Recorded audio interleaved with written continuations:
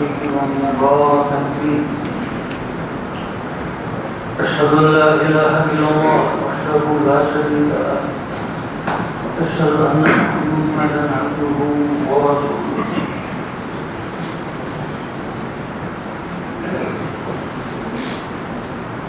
أما بعد،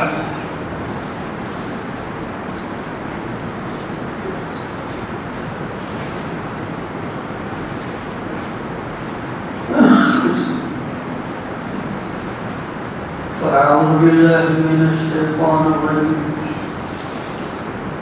وإن يكذبوك فقد كذبت رسل من قبلك وإلى الله ترجع الأمور. يا أيها الناس إن وعد الله حق فلا تغرنكم الحياة الدنيا ولا يغرنكم بالله الغرور. إن الشيطان لكم عدو فاتخذوه عدوا إنما يدعو حزبه ليكونوا من أصحاب السعير. اے محمد صلی اللہ علیہ وسلم، اگر یہ تمہیں جھٹلائیں تو تم سے پہلے بہت سے رسولوں کو جھٹلایا گیا، اور سب کام اللہ کی طرف لوٹائے جاتے ہیں، ان کا انجام اللہ کے ہاتھ میں ہے۔ یا ایھا الناس، اے انسانوں، ان وعد اللہ حق، اللہ کا وعدہ سچا ہے۔ فلا تغرنکم الحیاۃ الدنیا، تو تمہیں دنیا کی زندگی دھوکے میں نہ ڈالے۔ ولا یغرنکم باللہ الغرور، اور نہیں وہ بڑا دغاباز تمہیں اپنے فریب میں مبتلا کر لے۔ ان الشیطان لکم عدو، آگاہ رہو، شیطان تمہارا دشمن ہے۔ فاتخذوہ عدوا، اسے اپنا دشمن ہی سمجھو۔ انما يدعو حزبه ليكونوا من اصحاب السعير، وہ تو اپنی پارٹی کو بلاتا ہے تاکہ سب مل کر جہنم میں ساتھی بن کر رہیں۔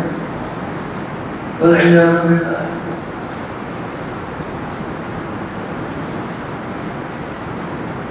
بات ہم یہ کر رہے تھے کہ سورہ فاطر میں کہ جو ایک جملہ ارشاد فرمایا وَإِلَى اللَّهِ تُرْجَعُ الْأُمُورُ، کہ سب کام اللہ کی طرف لوٹتے ہیں۔ یہ تنہا ایسی بات ہے کہ انسان کو راہ راست پر لانے کے لیے کافی ہے۔ بہت سے پردے اس کی نگاہوں کے سامنے سے ہٹاتی ہے۔ آپ نے سورہ یاسین میں پڑھا اور سنا، وہ جو مرد صالح تھا جو رسولوں کی تائید کے لیے آیا اور جسے اس کی قوم نے شہید کر دیا، اس نے بھی یہی بات کہی تھی، وَمَا لِيَ لَا أَعْبُدُ الَّذِي فَطَرَنِي وَإِلَيْهِ تُرْجَعُونَ، میں اس کی عبادت بھلا کیوں نہ کروں جس نے مجھے پیدا کیا ہے۔ فَطَرَنِي، میں کچھ نہیں تھا، اس نے مجھے وجود بخشا، اور ہم سب نے اسی کے حضور جانا ہے۔ جب میں اسے چھوڑ کر ان کی عبادت کرنے لگوں کہ جو میرے کسی کام نہیں آ سکتے، أَأَتَّخِذُ مِن دُونِهِ آلِهَةً إِن يُرِدْنِ الرَّحْمَنُ بِضُرٍّ لَّا تُغْنِ عَنِّي شَفَاعَتُهُمْ شَيْئًا وَلَا يُنقِذُونَ، کیا اسے چھوڑ کر میں ان کی عبادت کرنے لگوں کہ اگر اللہ مجھے کسی مصیبت میں مبتلا کرنا چاہے تو یہ میرے کسی کام میں نہ آ سکے۔ سورہ زمر میں ہے، اللہ تعالیٰ نے فرمایا کہ اے محمد صلی اللہ علیہ وسلم ان سے پوچھو کہ اللہ کو چھوڑ کر جن کی تم عبادت کر رہے ہو، اگر اللہ تعالیٰ مجھے کسی فضل سے نوازنا چاہے تو یہ رکاوٹ ڈال سکتے ہیں، اور اگر وہ مجھے کسی مصیبت سے دوچار کرنا چاہے تو کیا یہ مجھے نجات دے سکتے ہیں؟ تو جب حکم اللہ کا چلتا ہے، بڑے سے بڑا مشرک بھی مانتا ہے کہ سارے کام اللہ کے ہاتھ میں ہیں، تو پھر عبادت اسی کی تو نہیں کرتے۔ توحید ایسا نقطہ نہیں کہ جو کسی کی سمجھ میں نہ آئے، یہ تو ایسی بات ہے کہ اللہ اکبر، دنیا کی ہر حقیقت سے بڑی حقیقت ہے، دوپہر کے سورج سے بھی واضح ہے، اس لیے کہ اللہ رب العزت والجلال کی صفات کے سامنے اب کسی اور چیز کی مثال دینا ہی یہ سمجھ نہیں آتا کہ کس چیز سے تشبیہ دی جائے۔ لیس کمثلہ شیء وہو السمیع البصیر، اللہ کے ساتھ تو کسی چیز کی مثال دی ہی نہیں جا سکتی۔ تو اللہ کے متعلق جتنے مرتبہ یہ جو تعلق ہے بندے کا اپنے رب تعالیٰ کے ساتھ، دنیا کے کوئی تعلق اس وقت تعلق کے ساتھ میل نہیں کھاتا۔ ہاں تو قرآن حکیم تو بصیرت ہے، اور پردے پر ایک پردے کے بعد دوسرا پردہ نگاہ سے ہٹاتا ہے۔ اتنے واضح دلائل کے باوجود جب انسان نہیں مانتا تو اسے غور کرنا چاہیے کہ کوئی بات ہے۔ قرآن خود اس کی طرف اشارہ فرماتا ہے، یا ایھا الناس ان وعد اللہ حق، انسانوں اللہ کا وعدہ سچا ہے۔ فلا تغرنکم الحیات الدنیا، تمہیں دنیا کی زندگی کسی فریب میں مبتلا نہ کر لے۔ ولا یغرنکم باللہ الغرور، اور نہ ہی وہ بڑا دغا باز اپنے دھوکے میں تمہیں پھنسا لے۔ انسان کو جب توحید کی بات سمجھ نہیں آتی اتنے بڑے دلائل کے باوجود، تو اس کی دو بڑی وجہ ہیں، یا تو وہ دنیا کی زندگی سے دھوکے میں آیا ہوا ہے، یا پھر وہ شیطان کے جال میں پھنسا ہوا ہے۔ دنیا کی زندگی انسان کو دھوکے میں ڈالتی ہے، وہ جیسا گزشتہ مجلس میں بھی ذکر کر چکے کہ معاذ بن وائل یا مغیرہ بن شعبہ جو بڑا کافر ہوا بدبخت قسم کا، وہ بھی یہی کہتا تھا کہ میرے پاس مال ہے، اگر ہم قیامت میں گئے اور وہاں کچھ ہوا بھی لَأُوتَيَنَّ مَالًا وَوَلَدًا، وہاں مجھے پھر سے اسی طرح مال اور اسی طرح اولاد مل جائے گی۔ گویا وہ اپنا استحقاق سمجھتا ہے کہ آخر ہمیں کچھ، ہم میں کوئی خوبی ہے تو اسی لیے تو ہمیں کچھ دیا ہوا ہے، کہ اگر بلال اور عمار یہ اللہ کے پسندیدہ بندے ہوتے تو ان کے پاس کچھ تو ہوتا۔ یہاں تک کہ لوگوں نے، بدبختوں نے تو رسول اللہ صلی اللہ علیہ وسلم کے بارے میں بھی کہہ دیا تھا، جب آپ طائف میں لوگوں کو سمجھانے کے لیے گئے تو یہی انہوں نے کہا ہوا علی کیا رسول ہے کہ مکے سے پیدل چل کر آیا ہے، کیا تمہارے پاس کوئی سواری بھی نہ تھی؟ ما لہذا الرسول یاکل الطعام ویمشی فی الاسواق، کیا رسول ہے کہ کھانا بھی کھاتا ہے، جس طرح ہمیں بھوک لگتی ہے اسی طرح اسے بھی بھوک لگتی ہے، اور ویمشی فی الاسواق، جس طرح ہم بازاروں میں چلتے پھرتے ہیں اسی طرح یہ بھی بازار میں چلتا پھرتا ہے۔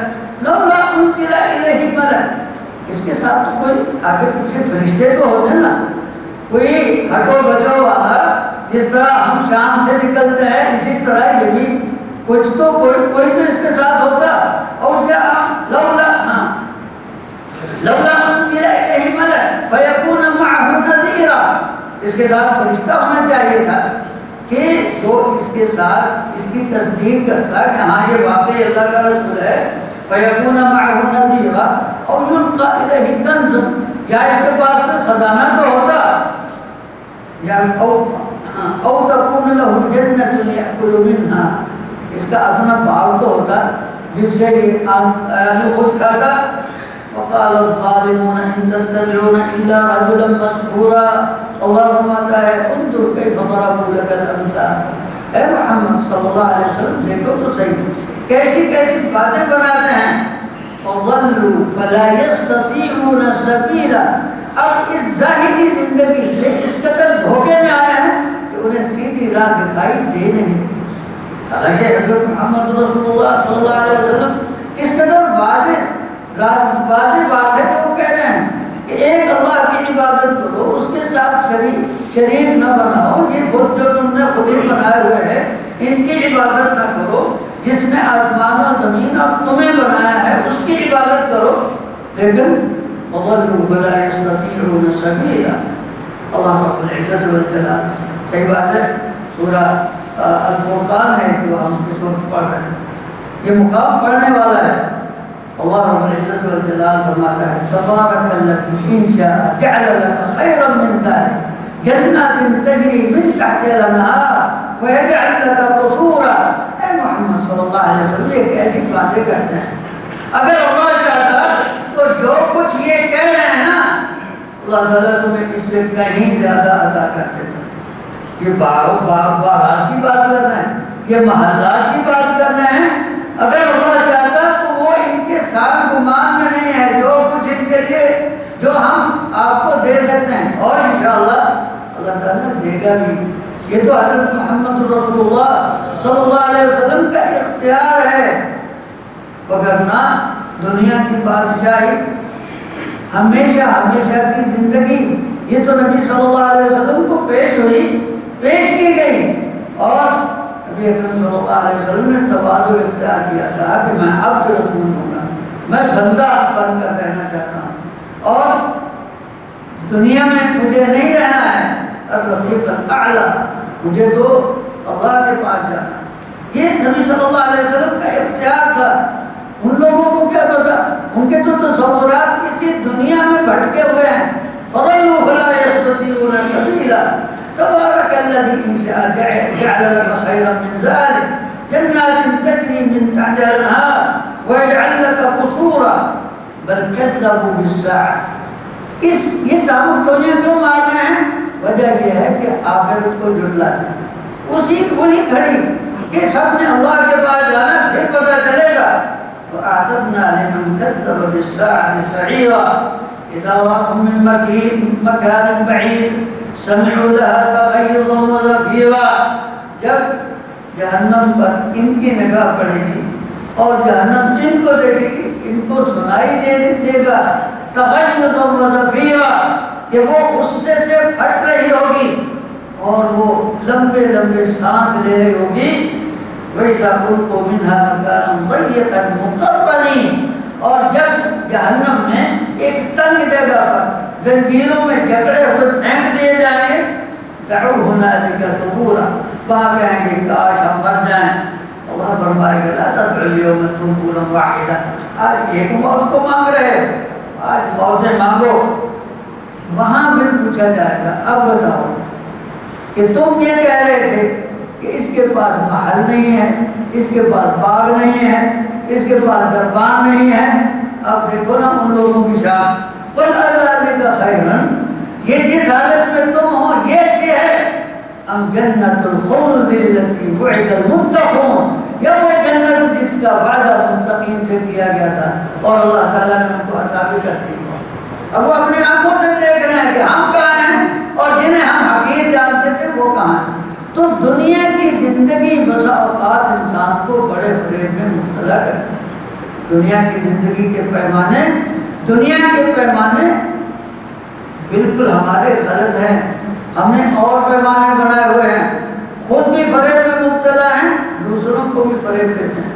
وہ حدیث ہم آپ کو بارہا سنا چکے ہیں، نبی اکرم صلی اللہ علیہ وسلم کی، نبی صلی اللہ علیہ وسلم مجلس میں تشریف فرما تھے، ایک آدمی گزرا بڑی شان و شوکت سے، لباس فاخرانہ، بڑی اعلیٰ سواری پر گھوڑے کو ایڑ لگاتے ہوئے گزرا۔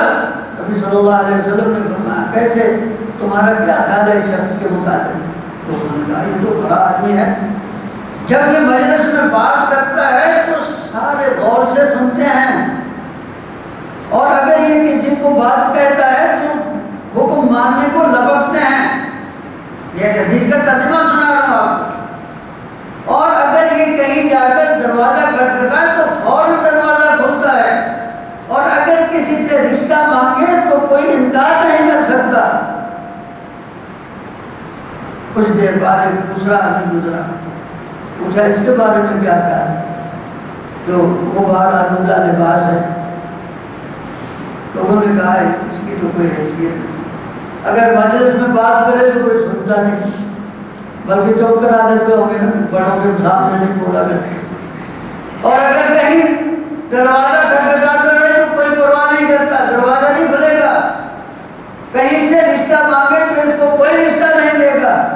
فرمایا رسول اللہ صلی اللہ علیہ وسلم نے، وہ جو پہلے شخص گزرا تھا نا، اگر ساری زمین اس جیسے لوگوں سے بھری ہوئی ہو، اللہ کے میدان میں یہ تنہا اس سے بھاری۔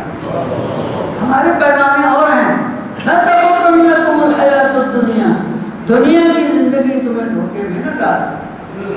اور ایک اور فریب، وہ شیطان بس اوقات ہماری نظروں پر جادو کرتا ہے، جو چیز بھلی ہے اسے بری دکھاتا ہے، جو بری ہے اسے بھلی دکھاتا ہے۔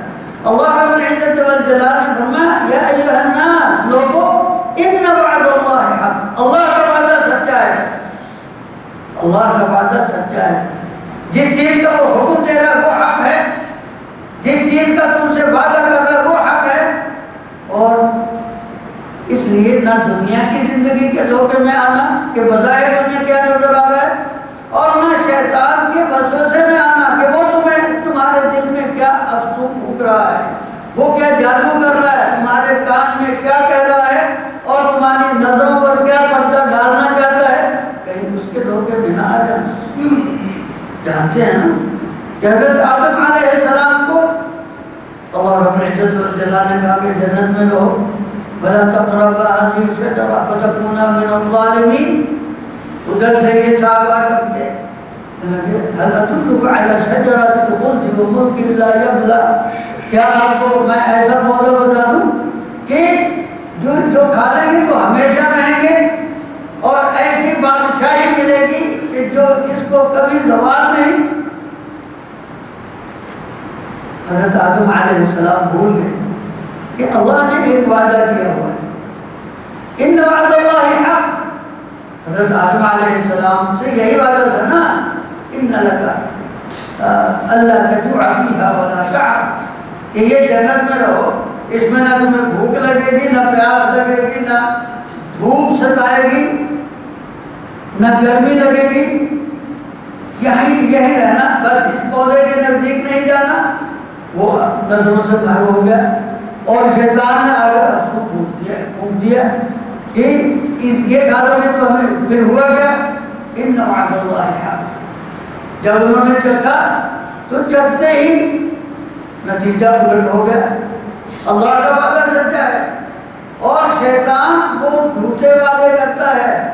قرآن کہتا ہے الشیطان یعدکم الفقر ویأمرکم بالفحشاء واللہ یعدکم مغفرۃ منہ وفضلا واللہ واسع علیم۔ لوگوں،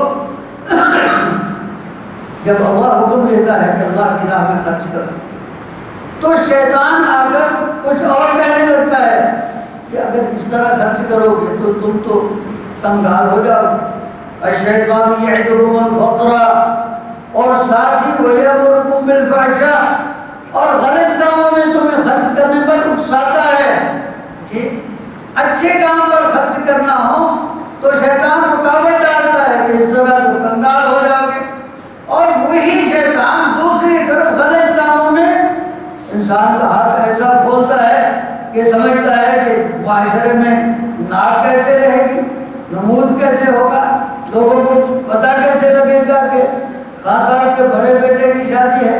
تو یہ شیطان کا جادو ہوتا ہے۔ تو حضرت آدم علیہ السلام سے بھی اس نے یہی کیا اور انہیں جنت سے نکالا۔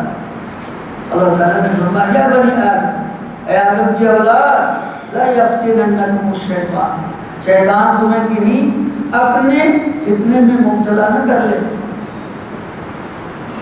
جس طرح اس نے تمہارے ماں باپ کو جنت سے نکالا تھا۔ ينزع عنہما لباسہما، وہاں سے ان کا لباس تک اس نے چھین لیا۔ اور لباس چھیننا یہ شیطان کا بہت بڑا حملہ ہے۔ ناموں سے، مختلف اچھے اچھے ناموں سے لباس چھینتا ہے۔ یہ دیکھیں ملبوسات کی جتنی نمائشیں ہوتی ہیں اس میں لباس کہاں ہوتا ہے؟ بے لباسی کا نام لباس رکھ دیتا ہے۔ فیشن شو ہے اور کہتے ہیں کہ یہ اور جسم اوریاں ہیں۔ دیکھیے قربان جائیے حضرت محمد ایک جملے میں یہ ساری حالت کی تصویر ہماری آنکھوں کے سامنے ہے۔